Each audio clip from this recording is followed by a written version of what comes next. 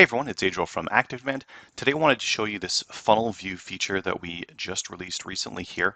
It can be useful for showing how a campaign works and helping stakeholders or clients understand the marketing journey, what goes into it, and how it works. So this view that you see in front of you right here is the familiar workflow view.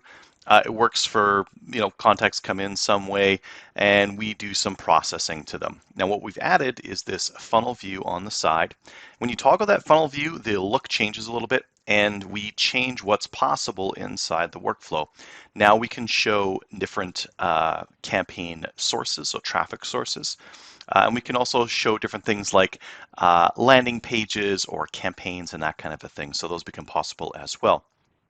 Now, the difference here is that I could use a screenshot of this to show a client why I may need more advertising if I'm not getting enough people in the front end, or that a choke point later on is potentially not converting people as well as we had hoped. The purpose again is to just increase the amount of information I'm able to send over and to help troubleshoot what might be going wrong. So to use funnel views inside your workflows, just toggle the funnel view. You won't get the other stuff on here just yet. You'll have to add those things in. So underneath marketing channels, you can add these things in. You can edit the names on them so that they're a little bit more informative. So like this custom one, I put in a custom icon for music and I said radio ads on 92.5. You can put anything you want to in here, your offline ads, your online ads, whatever you want to show the client how you're going to drive people into your campaign. And now after the workflow, of course, there's going to be some landing pages that you might want to send them into. Maybe you want to add them to a particular campaign, or maybe you might need to add some notes on here. Now, one last thing to mention is that these actions or decisions can be workflow view, funnel view, or both.